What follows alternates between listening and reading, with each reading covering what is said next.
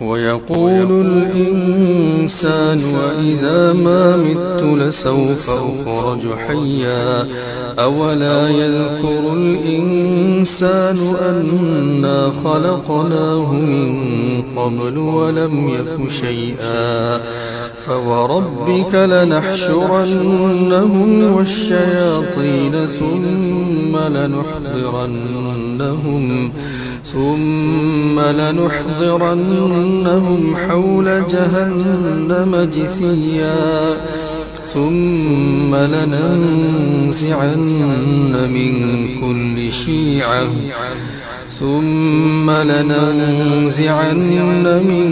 كل شيعة أيهم أشد على الرحمن عتيا ثم لنحن أعلم بالذين هم أولى بها صليا وإن منكم إلا واردها كان على ربك حتما مقضيا ثم ننجي الذين اتقوا ونذر الظالمين فيها جثيا وإذا تتلى عليهم آياتنا بينات قال الذين كفروا للذين آمنوا أي الفريقين خير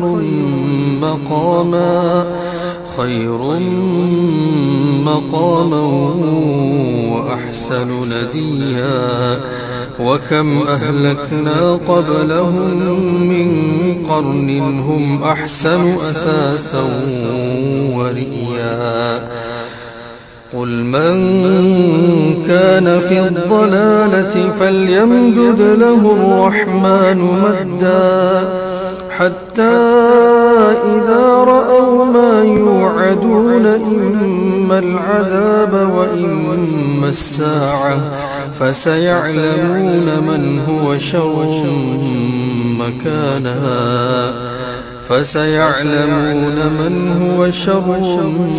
مكانا وأضعف جندا والصلاة والسلام على رسوله الكريم وعلى آله وصحبه أجمعين وعلى من تبعهم بإحسان إلى يوم الدين. قال الله سبحانه وتعالى في كتابه الكريم: أعوذ بالله من الشيطان الرجيم.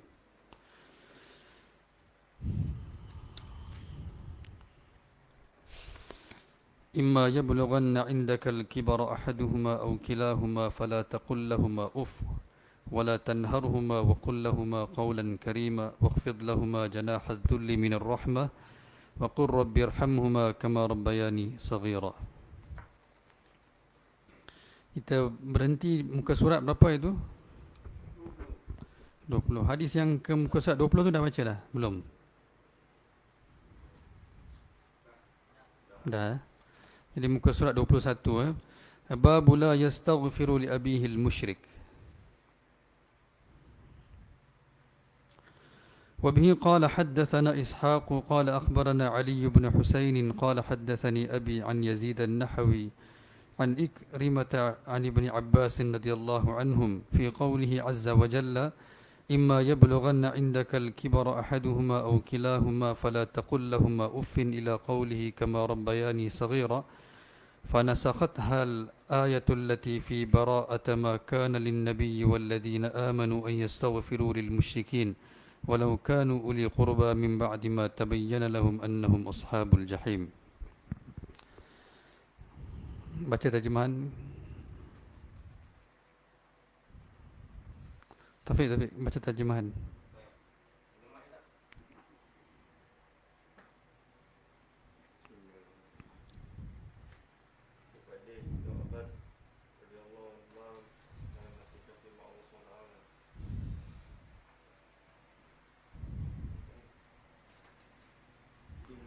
Baca terus terjemahannya. Jika salah seorang daripada kedua-duanya atau kedua-duanya sekali sampai kepada umur tua dalam penjagaan dan peliharaanmu, maka janganlah engkau berkata kepada mereka sebarang perkataan kasar sekalipun perkataanmu, dan janganlah engkau melengking menyergah mereka, tetapi katakanlah kepada mereka perkataan yang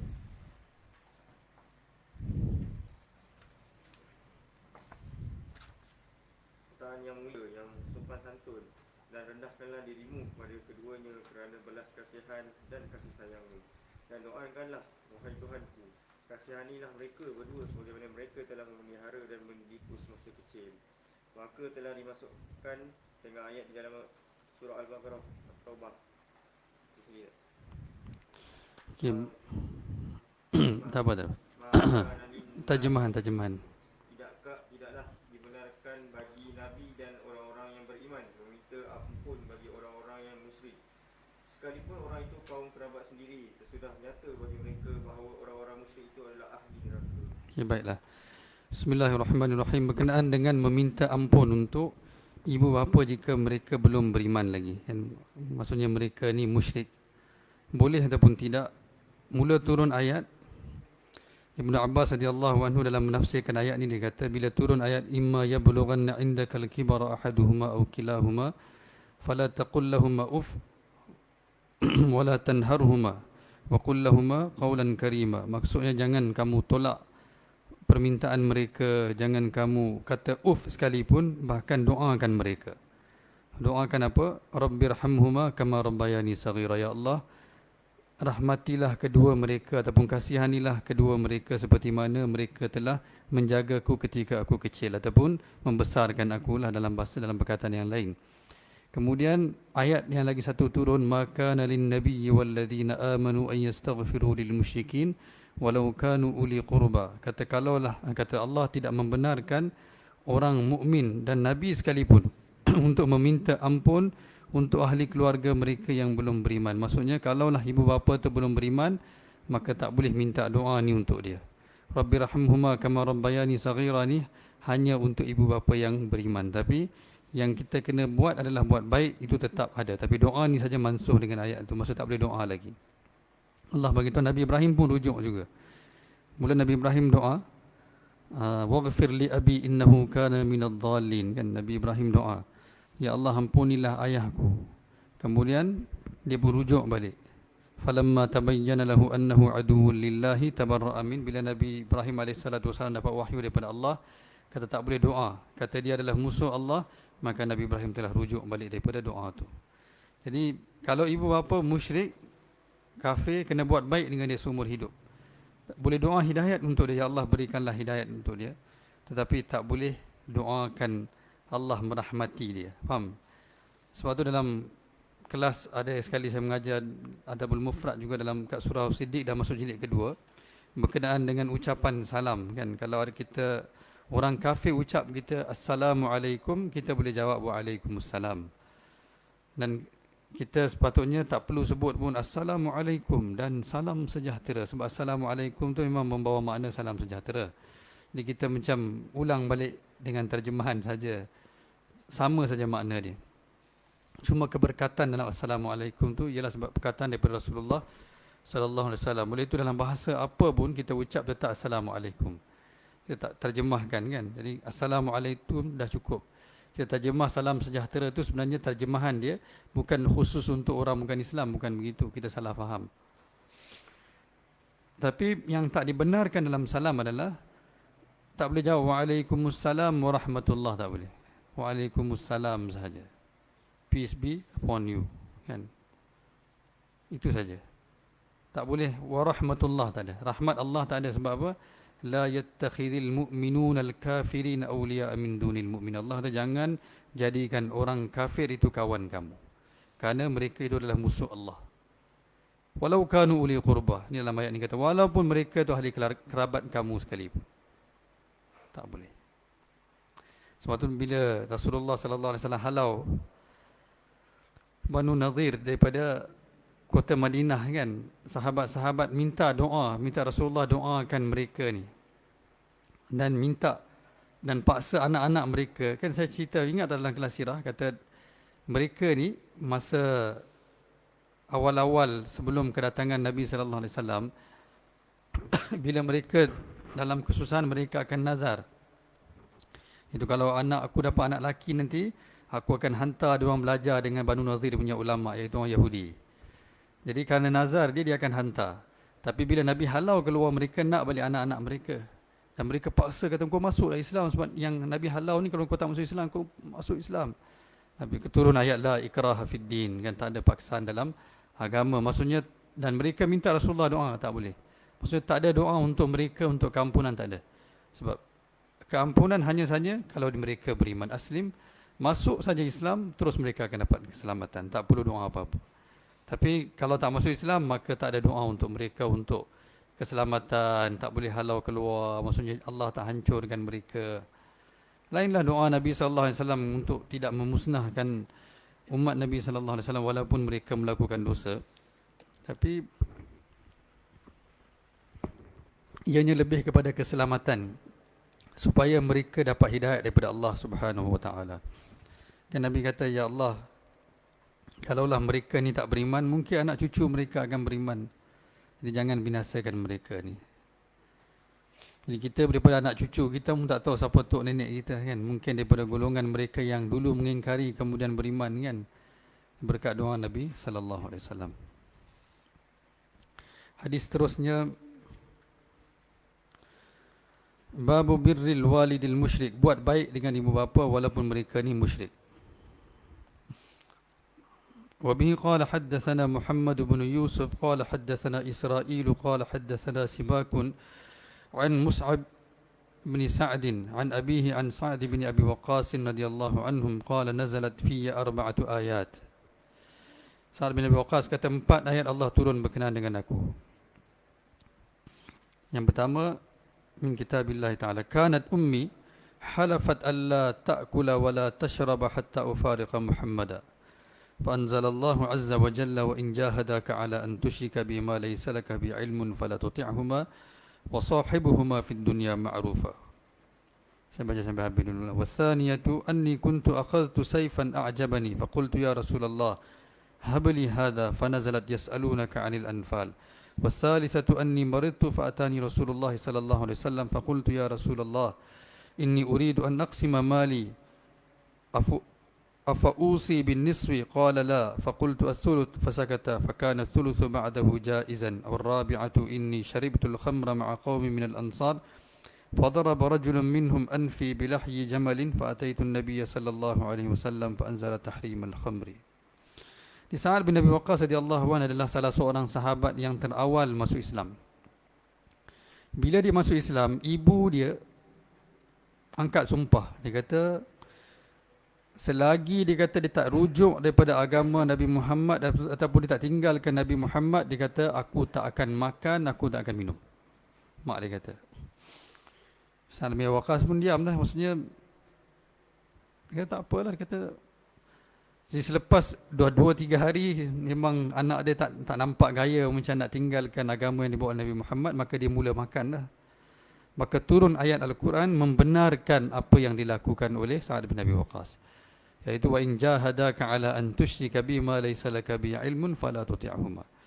Kalau dia paksa untuk buat sesuatu iaitu syirik kepada Allah Subhanahu wa taala, perkara yang melawan Allah, maka jangan taat mereka. Biarlah dia angkat sumpah, dia kata dia tak nak makan, tak nak minum sekalipun, tak payah dengar cakap mereka. Kerana ketaatan la ta'ata li makhluqin fi ba'siyatil khaliq. Jadi sangat dia banggalah, dia kata 4 ayat turun berkenaan dengan aku dalam Al-Quran. Satu ayat ni.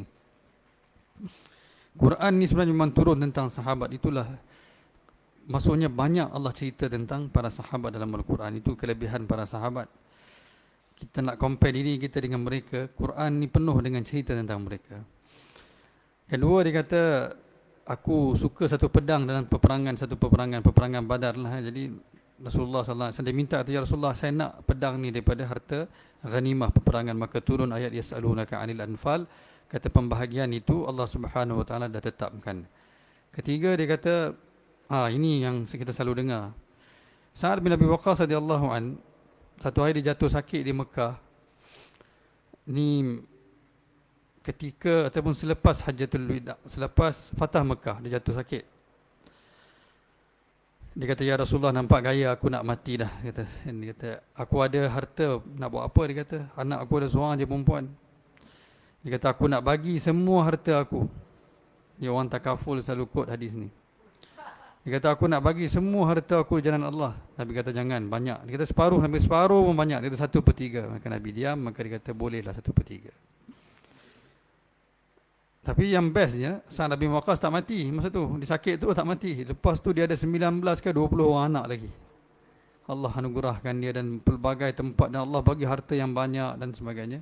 Dialah pertama gubernur dia di Madain, Ctesiphon, yang telah membuka kota Madain. Dia adalah Sa'ad bin Abi Waqqas radhiyallahu anhu. Orang takaful banyak ambil hadis ni lah. Kata Nabi kata jangan tinggalkan anak kamu dalam keadaan miskin. Dia sambungan cerita ni lah kan. Tinggalkan mereka dalam keadaan ada harta lebih baik daripada tinggalkan mereka dalam keadaan meminta-minta. Kan, ni hadis takaful. Hadis famous lah. Orang takaful dia hafal satu hadis je. Satu ayat Quran, wa ta'awanu 'alal birri wat taqwa. Satu hadis Sa'ad bin Abi Waqqas. Yang bestnya, nama perawi hadis ni pun dia tak ingat. Yang dia tahu, dia kata Nabi kata jangan tinggalkan anak kamu dalam keadaan miskin. Sebab tu bila sahabat tu dia nak bagi semua tu, Nabi jangan. Dia kata separuh, Nabi jangan. Dia kata 1/3 pun Nabi diam. Di sinilah mereka telah keluarkan hibah. Jadi tuan-tuan, saya saja bagi tahu je kan. Apa-apa nak rujuk, boleh rujuk orang yang pemegang sijil dalam kabinet ni lah. Saya kena tukar topi dulu kan, topi hitam tu. Lepas tu boleh rujuk. Baru saya jadi orang takaful. Ini saya tengah mengajar hadis sekarang ni.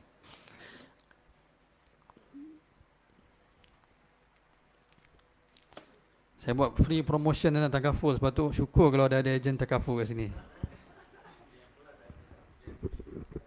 Tak ada. Oh, nampak macam ada ni.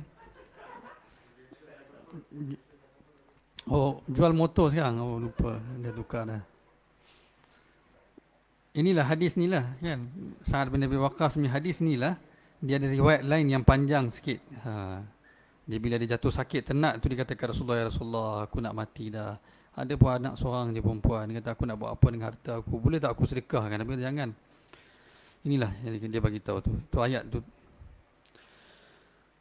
Ya Allah. Kemudian dia kata satu yang keempat. Dia kata aku minum arak dengan satu kaum daripada Ansar. Kemudian ada salah seorang telah pukul hidung aku. Maka aku datang cerita kepada Rasulullah sallallahu alaihi wasallam. Maka telah turun ayat berkenaan dengan pengharaman arak. Saya pernah sekali tu tahu, saya jumpa seorang muda, dia kata, "Ustaz, mana ada turun kata dalam Quran tak ada sebut pun kata arak tu haram," kata. Dia kata yang Quran sebut yas'alunaka 'anil khamri wal maisir qul fihima ithmun kabirun wa manafi'u linnas. Kata mereka tanya kamu berkenaan dengan judi dan arak dan judi, maka bagi tahulah mereka walaupun kamu nampak manfaat tapi dosanya besar. Dia kata Allah kata dosa besar saja. Saya kata habis tu dosa besar tak haram lagi, apa yang haram kan? Oh, dia kata macam tu. Kata yalah maksud bila kita dah sebut dosa besar. Kata dosa besar je kan ustaz tapi tak haram. Kata ya Allah dosa besar tu haram lah kan. Jadi sebab tu kata ayat Quran pun kadang orang dia nak cari kan, kalau Allah tak sebut pun kata haram kan. Dia kata yang lain-lain turun haram, innama harrama alaikumul maita waddam walahmal khinzir wama uhilla bihi li ghairillah. Turun Allah haramkan kan. Kata haram ni kan, haram bahasa Arab bukan haram bahasa kita kan. Bahasa Melayu punya kalau dosa besar tu haram lah. Allah Subhanahu Wa Taala dah bagi tahu haram lah. Dan bukan setakat tu, sebelum ni kita pernah baca hadis kan, Nabi SAW kata arak ni adalah punca dosa-dosa besar kan. Dia akan menyebabkan orang terjebak dengan dosa-dosa besar. Sebab bila dia hilang akal, dia akan buat apa saja yang dia suka. Ingat tak cerita yang saya cerita tu, ingat tak? Siapa ingat? Berkenaan dengan arak tu.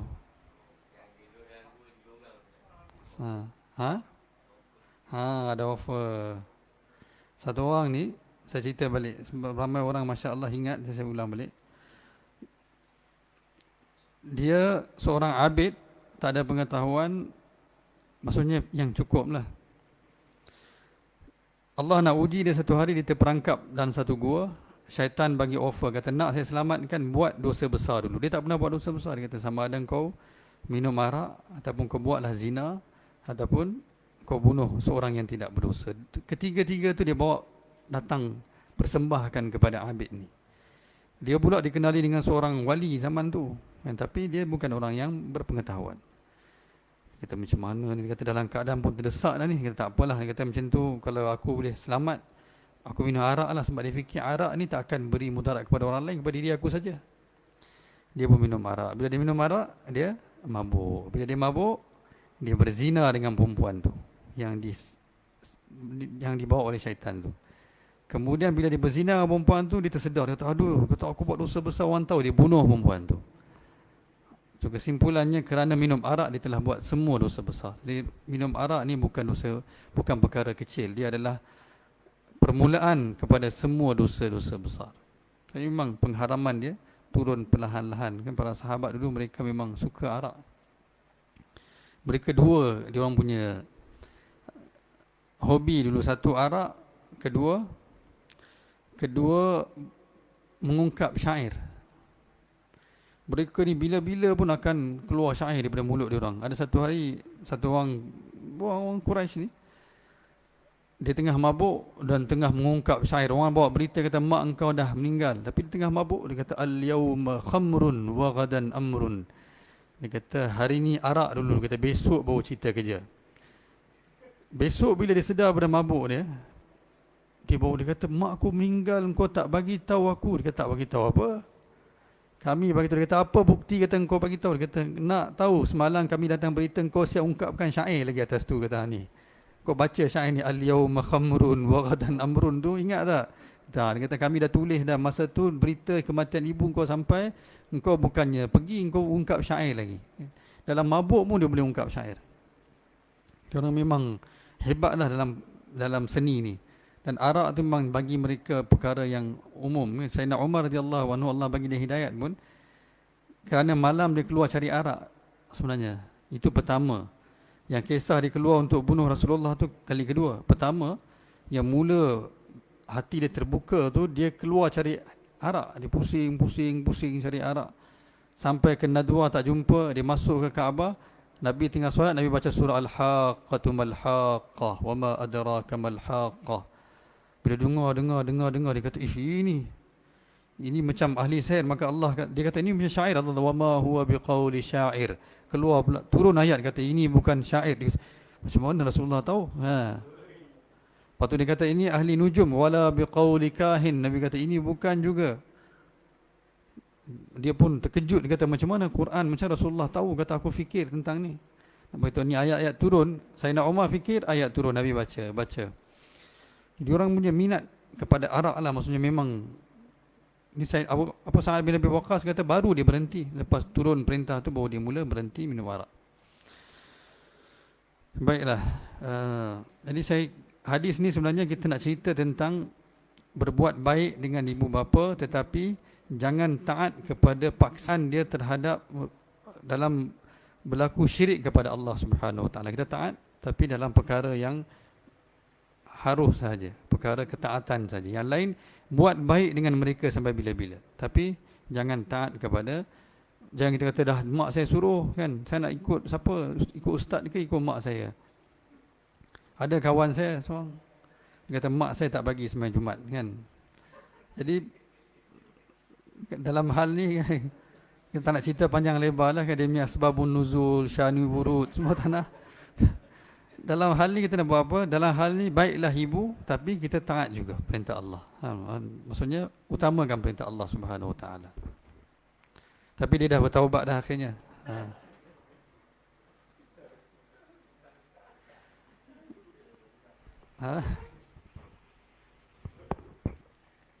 Dalam bab ketaatan ni kita boleh angguk kepala je baik-baik, tapi kita kena taat kepada Allah. Maksudnya dalam bab perintah Allah ni kita utamakan perintah Allah.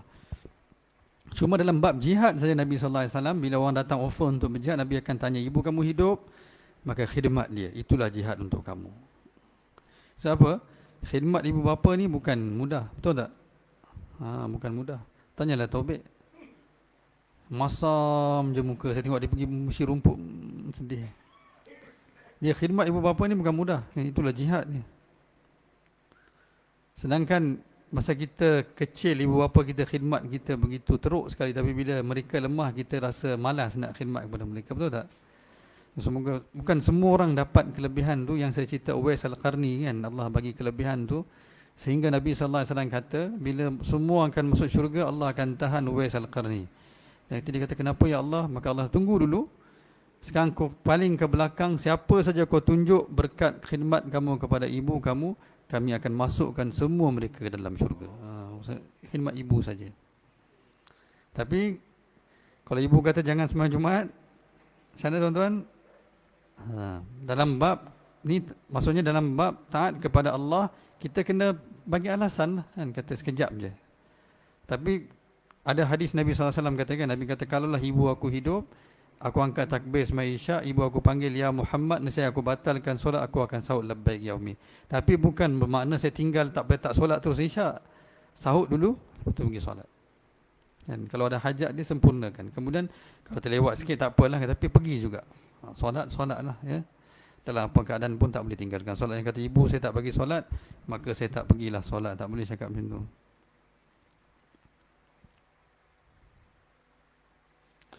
Hadis terusnya, wa bihi qala haddatsana al-Humaydi qala haddatsana Ibn Uyainah qala haddatsana Hisham bin Urwah qala akhbarani abi qala akhbaratni Asma' bintu Abi Bakr binti Abi Bakr qalat atatni ummi raghibatun fi ahdi an-nabi sallallahu alaihi wasallam fasa'altu an-nabiy sallallahu alaihi wasallam asiluha qala na'am. قال ابن عيينة فأنزل الله فيها لا ينهاكم الله عن الذين لم يقاتلوكم في الدين. Asma' radhiyallahu anha ni anak kepada Abu Bakar As-Siddiq daripada ibu yang lain, maksudnya Aisyah ibu dia lain, Asma' ibu lain. Tapi Asma' radhiyallahu anha memang seorang perempuan yang sangat berani. Nabi bagi gelaran Zatun Nitaqain, kan kita belajar sejarah, memang sangat berani. Bila Abu Jahal datang tanya tentang mana pergi Rasulullah hari diorang berhijrah, Asma' lah yang jawab. Asma' kata tak tahu. Abu Jahal lempang. Dia kata engkau nak tangkap orang jantan tak boleh, engkau angkat tangan kepada wanita. Abu Jahal malu terus pergi lepas itu. Dan Abu Quhafah masa marah kan Abu Bakar pergi hijrah, Asma' lah yang satu yang letak batu-batu tu. Ini ketika hijrah. Kan dia letak batu-batu di bawah kain dan dia kata ke Abu Quhafah, bapa Abu Bakar radhiyallahu anhu yang kemudiannya masuk Islam, dia kata, dia kata tinggal banyak ni. Sedangkan Abu Bakar bawa semua. Abu Bakar radhiyallahu anhu bawa semua, tak tinggal apa pun masa pergi hijrah. Ni Asma' radhiyallahu anha masa Abdullah bin Zubair bila Hajjaj serang kan, dalam time kritikal tu, masa anak dia Abdullah bin Zubair ni, Asma' lah yang melahirkan anak pertama selepas hijrah. Sahabat yang hijrah ni mereka lama tak dapat anak. Orang Madinah, orang Yahudi dah mula kutuk mereka, kata perempuan mereka mandul, panggil apa? Mandul. Asma' radhiyallahu anha lah yang telah lahirkan, dan maksudnya dia berhijrah dalam keadaan mengandung.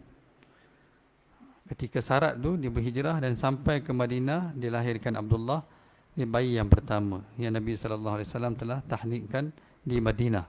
Di Madinah, Abdullah bin Zubair radhiyallahu anhu. Radhiyallahu anhuma, bapa dia pun sahabat Nabi sallallahu alaihi wasallam, Zubair bin Awam kan. Ini panjanglah cerita Asma'. Cerita masa Abdullah bin Zubair dah dikepung oleh tentera Hajjaj. Abdullah bin Zubair pergi jumpa ibu dia Asma'. Dia tanya, apa saya nak buat sekarang? Asma' radhiyallahu anha kata, pergilah berperang, maksudnya teruskan perjuangan hak. Dia kata sama ada, dia kata aku nak tengok engkau menjadi khalifah, maksudnya engkau tewaskan tentera yang diutuskan oleh Abdul Malik bin Marwan. Yang pertama serang dia adalah Yazid, tapi Yazid dah mati. Lepas Yazid mati, Muawiyah pun mati. Muawiyah anak kepada Yazid pun Muawiyah juga nama dia. Kemudian Marwan bin Abdul Hakam, dia jadi ini raja kan, lepas tu anak Abdul Malik bin Marwan. Ketika itu Asma' kata sama ada aku nak tengok engkau jadi khalifah ataupun aku nak bersabar atas kematian engkau supaya aku dapat syurga. Maksudnya kau kena lawan, sama ada bawa kemenangan ataupun kau kena mati di jalan Allah. Lepas tu bila Abdullah bin Zubair nak pergi, dia peluk, dia rasa baju pakaian besi. Dia kata apa ni? Dia kata baju besi. Dia kata macam ni kan orang nak mati di jalan Allah pakai baju besi. Abdullah bin Zubair dia Subhanallah, dia mati depan pintu Kaabah. Dia mati depan pintu Kaabah. Ini Asma radhiyallahu anha punyalah berani dia kan. Masa tu umur dia dah 100 tahun. Masa tu pun dia berani, dia dapat gelaran Zatun Nitaqain sebab dia koyak selendang dia tu.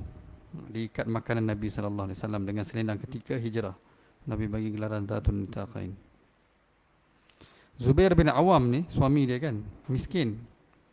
Di Madinah pun tak ada apa, dia yang akan kerja untuk membantu suami dia. Jadi Asma radhiyallahu anha kata satu hari ibu dia datang menziarahi dia. Ibu dia tak masuk Islam. Yang ini isteri pertama Sayyidina Abu Bakar radhiyallahu anhu. Maka dia tanya kepada Rasulullah, boleh tak saya buat baik dengan ibu saya sedangkan dia belum masuk Islam? Nabi kata ya. Maka Allah turunkan ayat la yanhakumullahu 'anil ladzina lam yuqatilukum fi. Allah tak melarang kamu berbuat baik dengan mereka yang tidak membunuh kamu, maksudnya tidak menyerangi kamu kan? Faham? Yang tidak memerangi kamu. Boleh buat baik. Kalau mereka memerangi kamu baru jadi musuh Allah Subhanahu Wa Taala kan. Maksudnya mereka datang pun dengan niat untuk bunuh kamu ke apa lain cerita kan. Tapi dalam keadaan dia tak ada. Jadi maksudnya memang boleh buat baik. Maksudnya kena buat baik dengan mereka bahkan, dan doa Allah Subhanahu Wa Taala berikan hidayat kepada mereka. Siapa tak sayang ibu bapa sendiri kan? Tapi para sahabat ni mereka sayang Allah dan Rasul melebihi ibu bapa mereka. Itulah yang kita tak ada dalam diri kita mungkin. Allah Rasul bagi mereka melebihi segala-galanya. Mereka tak nampak apa dah lepas tu. Kita masih berbelah bagi lagi kan. Tapi bagi mereka, Nabi kata sebab tu mereka buat. Allah, firman Allah sebab tu mereka buat. Kalau Nabi kata tak, maka ditinggalkan. Tak kisah. Tapi sebab tu kata bila yakin dengan Allah, takkan Allah nak suruh kita buat sesuatu perkara yang menyakiti orang lain. Perintah Allah birrul walidain, buat baik dengan ibu bapa. Hadis seterusnya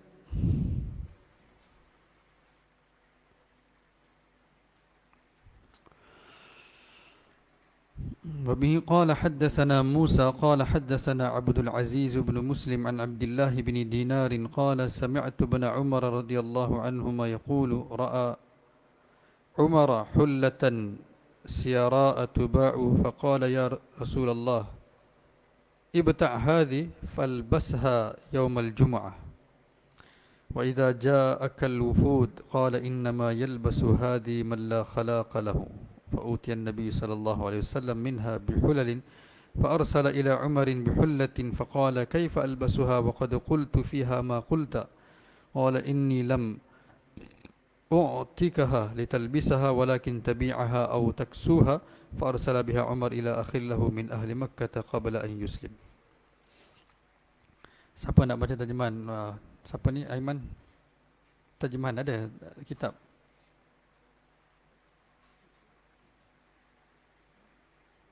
Daripada atas. Melayu je, terjemahan. Makan mic ni. Kecil. Daripada Ibnu Umar radhiyallahu anhuma, beliau berkata Umar Al-Khattab radhiyallahu anhu telah melihat kain yang bercampur dengan sutera. Lalu dia telah berkata, wahai Rasulullah, belilah yang ini dan pakailah ia pada hari Jumaat, dan apabila datang kepadamu utusan-utusan luar. Rasulullah sallallahu alaihi wasallam menjawab, sesungguhnya yang memakai kain ini orang yang tiada habuan baginya, yakni di syurga. Ketika diberikan kepada Nabi sallallahu alaihi wasallam sejumlah kain, lalu baginda sallallahu alaihi wasallam telah mengirimkan kepada Umar radhiyallahu anhu dengan satu pasang kain. Lalu Umar radhiyallahu anhu berkata, betapa aku memakainya, sedangkan telah berkata engkau apa yang telah engkau katakan mengenai keharamannya ke atas orang lelaki. Rasulullah sallallahu alaihi wasallam menjawab, aku tidak memberikannya untuk engkau memakainya, akan tetapi engkau boleh menjualnya atau memakainya pada orang lain. Lalu Umar radhiyallahu anhu mengirim kain itu kepada saudaranya daripada penduduk Makkah yang masih belum memeluk Islam. Pengharaman pakaian sutra, dia ada perkara yang haram digunakan maka haram dijual beli, kan. Satu perkara yang contoh arak ni haram untuk seorang itu minum, haram juga dia jual, haram juga dia beli, haram juga dia hadiahkan. Dulu masa kami kerja dulu, kadang datang hamper dengan botol arak, kan. Dia orang katalah okeylah kita tak boleh minum, bagi je lah kepada orang non-Muslim, kan. Saya tak boleh, saya kata tak boleh bagi. Banyak orang salah faham di sini, kan. Baru ni pun topik ni agak hangat di Malaysia berkenaan dengan arak. Dia kata ni untuk orang Islam. Sebenarnya undang-undang Allah ni bukan untuk orang Islam, untuk setiap orang. Undang-undang Allah adalah untuk setiap orang sebenarnya. Ada perkara yang against humanity ni, agama mana pun tidak memandangnya sebagai baik dan semua melarang. Termasuklah orang Yahudi pun kata arak haram, orang Kristian pun kata arak haram, orang musyrik pun kata arak haram, tapi mereka minum sebab mereka tak beramal dengan agama mereka sendiri sebenarnya. Dia dah against fitrah manusia, dia dah bertentangan dengan fitrah manusia. Jadi salah faham banyak dalam bab arak ni. Baiklah, sebab ini bukan topik arak sekarang ni, sutra. Ada satu kisah masyhur. Yang kisah tadi kita baca Rasulullah sallallahu alaihi wasallam dengan Sayyidina Umar. Sayyidina Umar nampak ada satu kain sutra. Sayyidina Umar kata kepada Rasulullah, belilah, pakailah hari Jumaat. Nabi kata, ini dipakai oleh orang yang tak ada pakaian nanti di akhirat nanti. Kemudian Nabi SAW hadiahkan sutra kepada Sayyidina Umar. Sayyidina Umar pelik lah, dia kata, bukankah tak boleh pakai? Rasulullah sini kata, Rasulullah kata tak boleh pakai, tapi boleh hadiahkan kepada orang lain, boleh jual. Maksudnya kepada perempuan lah, perempuan boleh pakai. Maka dia telah hadiahkan kepada saudara dia perempuan di Mekah yang belum masuk Islam lagi. Maksudnya boleh bagi hadiah lah. Dan Nabi tak larang perkara tu, maka boleh. Saya teringat satu kisah benar lah, di zaman Raja Aurangzeb, bukan?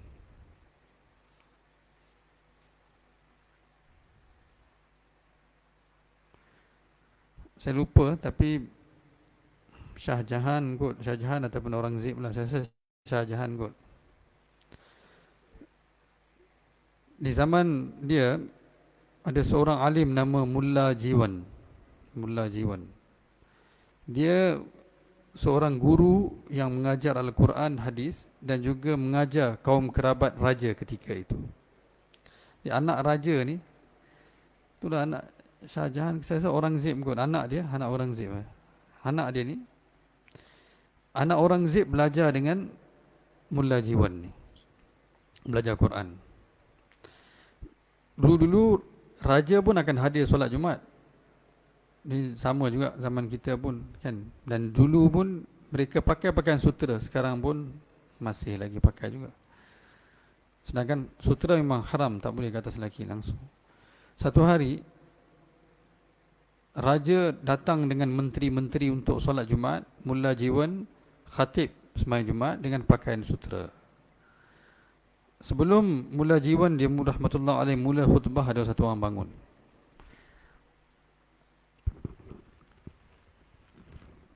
Dia kata, Tuan Imam, apakah hukum lelaki memakai sutera? Mullah Jiwan tak sempat nak jawab. Dia kata, berikan saya sedikit masa. Dia turun daripada mimbar dia, dia balik rumah dia, dia wasiat semua, dia datang balik. Dia naik mimbar, dia mula dengan tahmid, puji Allah, selawat kepada Rasulullah. Kemudian dia baca hadis. Dia kata, sesungguhnya Allah haramkan pemakaian sutera. Raja semua datang dengan menteri pakai sutera hari itu. Dan dia bagi tahu, dia kata, jihad yang paling besar adalah cakap benar di depan sultan yang zalim, maksud raja yang zalim. Zaman sekarang ada orang macam tu? Mana ada, kan?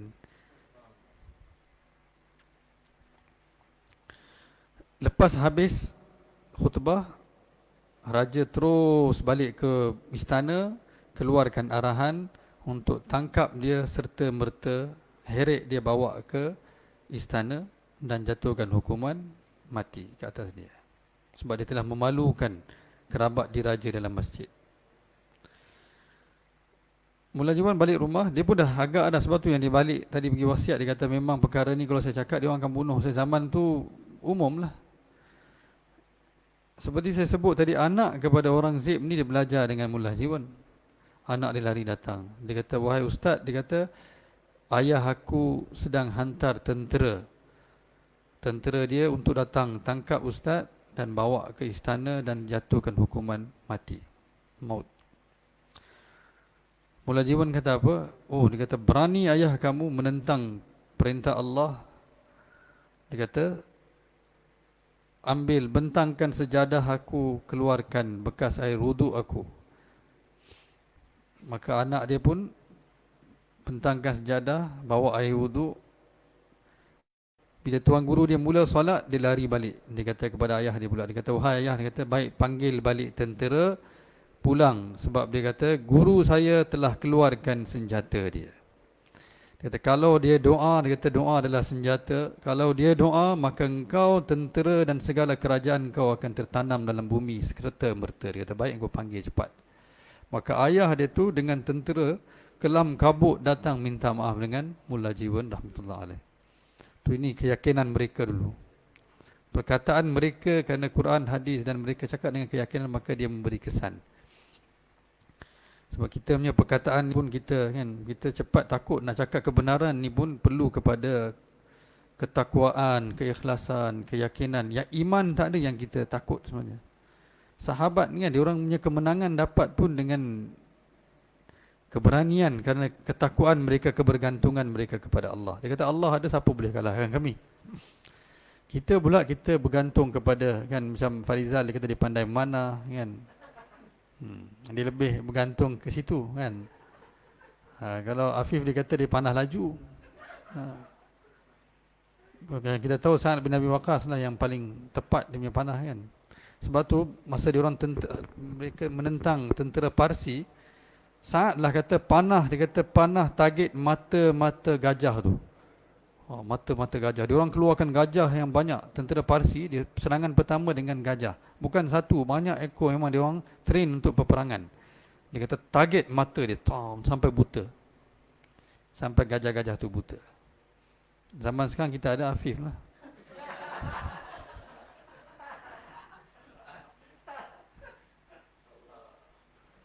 Lepas tu dia orang lepas seekor singa pula. Ada seorang sahabat, tak silap saya, nama Hisham. Dia dengan sekali serangan dia potong kepala singa tu. Dengan berani. Saat cium dahi dia. Dia orang buat tu semua sebab apa? Yakin dengan Allah. Kata mana boleh binatang tu kalahkan kami. Sebab dia pun dalam genggaman Allah. Sebab itulah Ibnu Umar radhiyallahu anhu dia keluar sekali Madinah kan, nampak orang ramai, kata apa? Kata ada singa.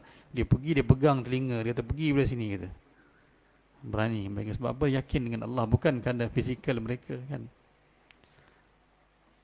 Sebab tu kita kena dakwah mereka-mereka yang buat kerja macam bomba ni semua kan, kena dakwah mereka. Kita pergilah dengan yakin dengan Allah. Barulah semua binatang semua ni akan tunduk kepada kamu. Seperti mana mereka tunduk kepada para sahabat radhiyallahu alaihim ajma'in. Yakin mereka kan. Handal ke kan, hebat ke, muscle ke. Ada kawan saya seorang dia pergi gym dulu, sekarang tak pergi dah lah. Kan, angkat berat kan. Kalau lawangan jihad saya pun tak tahu. Dia kata tak, saya minta maaf saya kena pergi gym hari ni. Gym lagi penting daripada jihad. Kita angkat besi dalam gym boleh lah kan, depan cermin. Bila musuh datang, tak ada apa, tak ada, saya tak ada apa. Kenapa saya nak lawan awak? Kita kawan-kawan kan. Saya naik rickshaw dekat India dulu kan. India punya rickshaw driver ni dia ada kautim dengan kedai-kedai Malaysia pun yalah, pelancong driver tourism ni dia kan dia ada kauting. Kalau bawa pelancong dia akan dapat komisen. Saya nak pergi Palika Bazar daripada Delhi tu, dia pusing, dia bawa pergi macam-macam tempat. Bila saya kata engkau bila nak bawa, dia kata bawa pergi kedai emas. Dia kata tak nak beli tak apa, kau pusing-pusing keluar pun okey. Itu pun dia dapat komisen kata. Saya kata cukup lah, saya kata saya nak pergi. Dia kata Muslim Hindu bye-bye. Dia kata Hindu dengan Muslim ni bye-bye. Dia kata saudara, dia Hindu, saya Islam Dia punya nak pujuk saya. Kita zaman kita macam tu lah. Kalau kita depan musuh, apa kau nak lawan aku? Kita kan saudara je kan. Dengan Dajjal pun kita kautim. Allahu Akbar. Saya cerita apa tadi?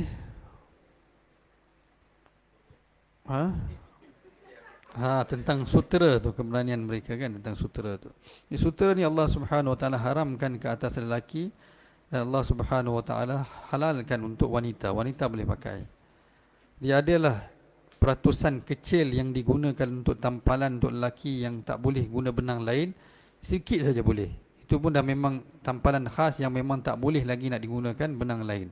Dalam situasi itu saja. Kalau nak cantik tak boleh, nak design tak boleh. Kalau kata design saja yang lain tak boleh juga. Dulu saya masuk kerja satu tempat, tak boleh sebutkan nama syarikat sebab PNC. Tai dia tulis silk.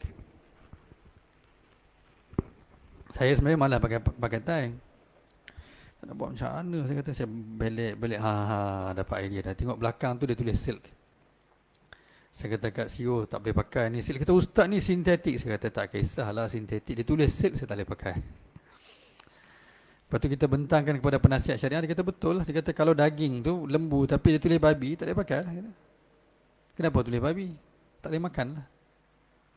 Tengok lepas 3-4 minggu dia orang produce tie baru, terpaksa pakai juga lah. Dia tukar dia fiber apa benda ke, dia buat dengan tulis fiber belakang tu. Saya kata aduh, ingatkan tak payah pakai, kena pakai juga. Tapi haram, maksudnya walaupun kita kata ni sintetik ke tak sintetik ke, dia sebab dia declare benda tu. Kalau dia tak declare tak apalah kan. Sebab tu perkataan-perkataan ni ada sensitivity dia. Sebab bila kita kata sintetik kan, kata bukannya, sebenarnya pengharaman sutera tu bukan kerana daripada ulat tu kan, bukan kerana ulat tu mengeluarkan najis, bukan.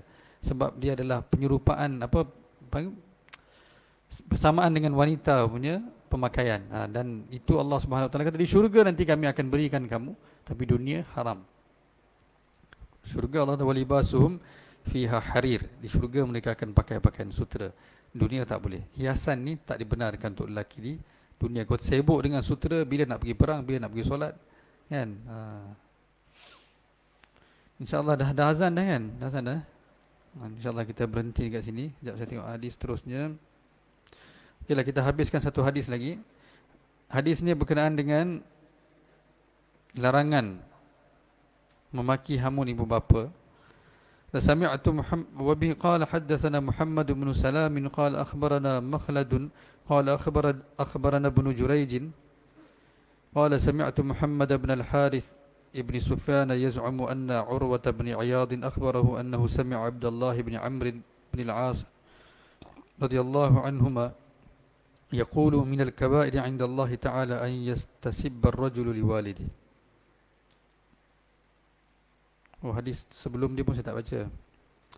Wa bi qala haddatsana Muhammad bin Katsir qala akhbarana Sufyan qala haddatsani Sa'd bin Ibrahim an Humayd bin Abdurrahman bin Abdullah bin Amr radhiyallahu anhum qala qala an-nabiy sallallahu alaihi wasallam min al-kaba'ir an yashtima ar-rajulu walidayhi faqalu kayfa yashtim qala yashtimu ar-rajula fayashtimu abahu wa ummah. Daripada dosa-dosa besar adalah memaki hamun kedua ibu bapanya. Maka sahabat tanya, bagaimana seorang tu, mana ada orang maki hamun kecuali jahat sangat. Dia kata, kamu memaki hamun orang lain sebagai balasan orang tu memaki hamun mak bapak kita. Maksudnya jangan maki hamun orang tu. Faham tak? Kamu jangan jadikan punca orang memaki hamun mak bapak kamu dan akhirnya kamu yang akan dapat dosa. Jangan maki hamun orang lain lah maksudnya. Jadi kalau dia maki hamun orang lain akan maki hamun ibu bapa engkau. Maka jangan, Nabi kata direct ni, jangan memaki hamun dua ibu bapa kamu. Faham tak? Saya teringat juga satu cerita, bukan cerita, kisah benar. Ada orang kata,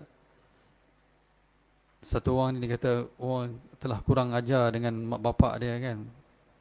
Sedangkan guru dia kata kenapa awak cakap seperti ini, ibu bapa tak ajar ke? Dia kata ustaz dah kurang ajar, ustaz telah maki hamun mak bapak saya kan. Bukan begitu. Itu kita tanya dia balik, tidakkah ibu bapa ataupun ayah kamu ajar bagaimana cara percakapan yang betul? Itu bukan maki hamun. Kita tanya balik. Maki hamun ni lain kan, maki lah kan.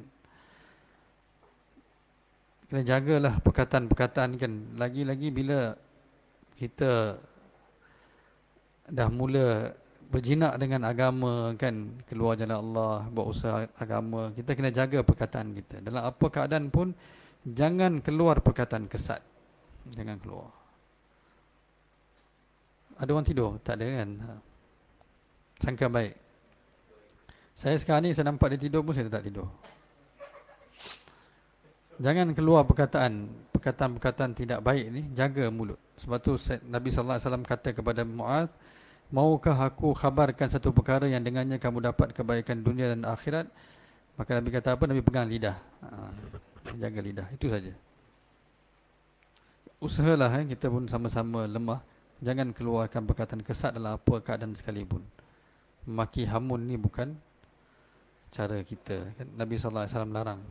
Orang kafir pun Nabi kata, wala tasubbul ladzina yad'una min dunillah fayasubbullaha adwan bighairi ilm. Jangan kamu maki hamun mereka, mereka akan maki hamun Allah kerana mereka tak tahu. Kamu maki dia kata inilah orang Islam yang sembah. Last sekali dia relatekan kita dengan siapa? Dengan Allah, dan dia maki hamun Allah sekali. Okey tuan-tuan, insya-Allah kita akan sambung lagi sedikit sebanyak kita belajar. Mudah-mudahan Allah berikan kita nur hadis Nabi sallallahu alaihi wasallam. Sebenarnya kita baca-baca hadis ni, kita nak dapat nur hadis ni, ta'lim sebahagian daripada mendengar sabda Nabi sallallahu alaihi wasallam, dan kita faham, dan dalam muasyarat kita nak perbaiki. Sebab muasyarat ni sebahagian besar dalam agama kita. Kalau seorang tu dia semayang subuh kan, berjemaah tak pernah tinggal sekalipun kan, tapi maksudnya dia jagalah semua, tapi muasyarat dia tak betul. Muasyarat ni bukan muamalat, bukan monetary dealing, yang tak melibatkan wang ringgit. Kan? Kalau itu pun dia tak betul, itu pun dia akan terbakar dalam api neraka juga. Itu pun kena jaga. Jangan menghina orang dengan perkataan kita kan. Sebab tu kita belajar muasyarat ni. Bermula dengan ibu bapa.